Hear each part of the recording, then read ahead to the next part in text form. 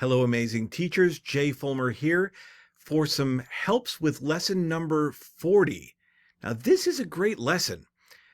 Right here, we've got a really great opening activity. I think this would be a great attention-getting activity. As we engage the students right here at the beginning, after reading verse 10, I have a suggestion. With this question, what do you think it means to seek for the things of a better? I think this would be a great place right in here to move a question from later on in the lesson, and let me explain why. If we take this section after asking this question, and then come down here to this question, what examples from the Savior's life show that he focused on the things of God rather than the things of the world? Now, normally we would get to that question, but I think there's some advantages to bringing it right to the beginning of the lesson. Let's say we did that. Let's put it right here and talk to the students. I'm not sure if we need the what truths can we learn from this verse. I think that will come out as you ask that first question, but it's there if you need it. But then where do we see the Savior seeking for the things of a better, focused on the things of God rather than the things of the world? As students look at this lesson through a Christ-focused lens right at the beginning, the other pieces still fit right into place. For example, notice that the next thing is here. Better move my head out of the way. Where it actually shows examples of what Christ taught that it means to prioritize God above the things of the world. So we're already looking at Christ's example. Now we're looking at his teachings. And then right here, it talks about how students need help if they need help thinking about things that might be considered things of the world. So now we're in this perspective of the things of the world, and we can skip past that question that we moved and go right to this. How could the Savior help a teenager who is trying to lay aside the things of this world? We're already in that topic. So then Elder Richard G. Scott gives his wonderful quote, and you could go through the process of making the list of what might be the things of the world. And something else at the beginning of the lesson here, jumping back to the beginning. When you're first asking what it means to seek for the things of a better, what does that mean? What's the better? As you discuss that, I might have my students go to the gospel library, go down to youth, and then right here, for the strength of youth. Notice that for the strength of youth is called a guide for making choices. So if I would have students come over here to the what about the, it's at the very bottom.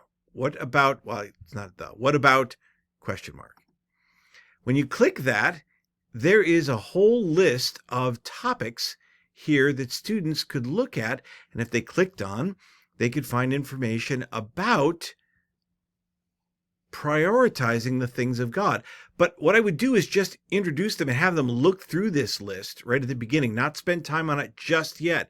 We're going to do that later in the lesson. Now, you may find if this is a distraction, don't worry, we can use this again later in the lesson, but I kind of want to get my kids thinking about this and looking at these topics.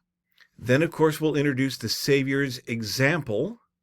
And then at the end of the lesson, it's got a help for seeking better things. So in this portion, as you read these verses and look for the Lord's counsel, and I'll talk about that in just a minute. And then it gives you some things: music, covenants, meekness. These are topics that can help students to, as it says here, seek for the things of a better. But you'll notice that right here, it introduces for the strength of youth as something that can help, a resource that can help students to understand that topic. But even though these topics, music, covenants, meekness, and so on, are offered here, maybe there's something specific that a student is wrestling with. And so giving them time to go through these topics again and spend time looking at what the prophets, remember, if we look at the message from the first presidency, this is prophetic counsel, what we've got here. So look at what the prophets, the Lord's prophets, are sharing about these topics that can help them to prioritize, put away the things of the world and prioritize the things of God. Now, just a quick note on these verses. The lesson makes it clear that even though these are things that are, this is counsel that's given to Emma Smith, there are things in here that we can connect with as well, truths that that transcend the person who these were addressed to. So as you take a look through these verses, let me offer a couple comments. One, the song of the righteous is a prayer unto me. That's a very famous verse. We love that verse. I had a sister that taught me something a few years ago. I was really nervous about being the director of a FSY, and in particular worried that maybe my personality wouldn't be the kind that would work with the students as well as maybe others. And she talked to me about her studies with this verse and her realization that the song of the righteous isn't just about music. And I'm just going to share this with you, not as a doctrinal interpretation, but as a way of thinking about it. The talents and gifts that the Lord gives us are the song of the righteous. And that as we express those talents and gifts, those things that make us unique and special, that's a prayer unto God. I offer that if it might be a good fit for some of the students in your class. I've found it to be true for me, and I think that there's more universality to that verse than just music.